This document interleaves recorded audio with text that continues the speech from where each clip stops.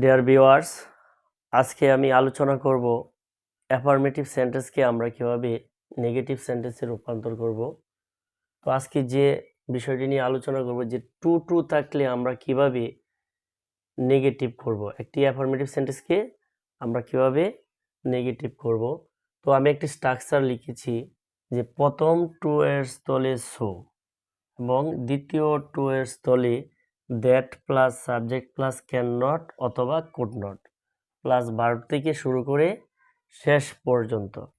এটি হচ্ছে আমাদের স্ট্রাকচার যে টু ট্রু যুক্ত অ্যাফার্মেটিভ সেন্টেন্সকে আমরা কিভাবে নেগেটিভ সেন্টেন্সে রূপান্তর করব। তো এখানে আমি দুইটা উদাহরণ দিয়েছি। তো এক নম্বর উদাহরণ আমরা দেখব যে he is too poor to buy food.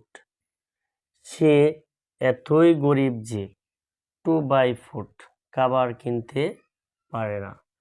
এই সেন্টেন্সটি যদিও বাংলা অর্থ নেগেটিভ বোঝা যায়, কিন্তু সেন্টেন্সটি হচ্ছে অ্যাফার্মেটিভ সেন্টেন্স।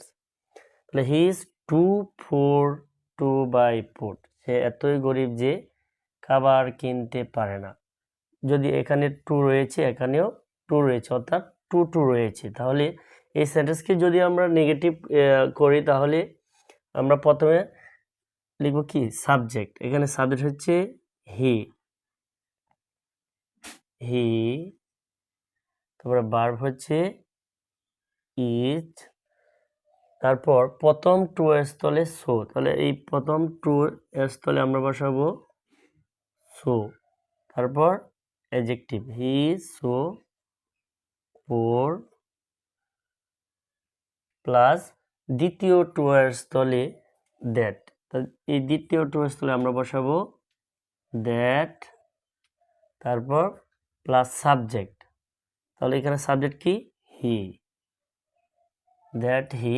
সাবজেক্টের পরে লিখব ক্যান নট অথবা কুড নট, ক্যান নট অথবা কুড নট। এখানে যদি ভার্বটি প্রেজেন্ট টেন্স হয় তাহলে আমরা লিখব ক্যান নট, আর যদি এখানে ফার্স্ট টেন্স হয় ভার্ব তাহলে আমরা লিখব কুড নট। তাহলে এখানে যেহেতু ইজ প্রেজেন্ট টেন্স, তাহলে আমরা কি লিখব হি ক্যান নট।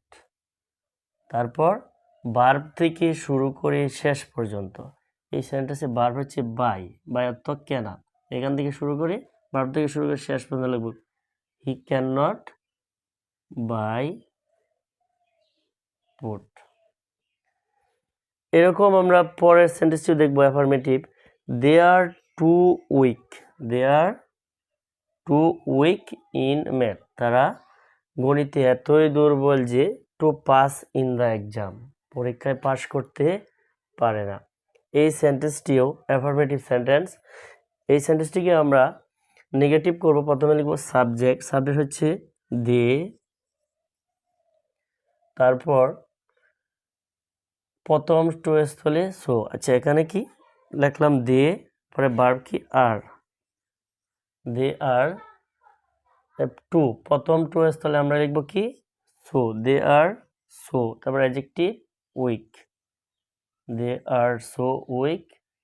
অবজেক্ট কি ইন ম্যাথ লিখলাম। তারপর দ্বিতীয় টু এর স্থলে আমরা লিখব দ্যাট, দ্যাট প্লাস সাবজেক্ট। তাহলে এখানে সাবজেক্ট কি দে, দ্যাট দে ক্যান নট অথবা কুড নট। তাহলে এখানে যেহেতু প্রেজেন্ট টেন্স আছে আর, তাহলে আমরা লিখব কি can not, they can not, can not. তারপর ভার্ব থেকে শুরু করে শেষ পর্যন্ত। এই সেন্টেন্সে ভার্ব হচ্ছে পাস, তাহলে পাস থেকে শুরু করে আমরা শেষ পর্যন্ত লিখব they can not pass in the exam. They are so weak in math, তারা গণিতে এতই দুর্বল যে that they can not passing the exam, তারা পরীক্ষায় পাশ করতে পারে না। ডিয়ার ভিউয়ার্স, আশা করি তোমরা বুঝতে পারছো যে টু ট্রু থাকলে আমরা কিভাবে একটি অ্যাফার্মেটিভ সেন্টেন্সকে নেগেটিভ সেন্টেন্সে রূপান্তর করব। সাথে থাকার জন্য সবাইকে ধন্যবাদ।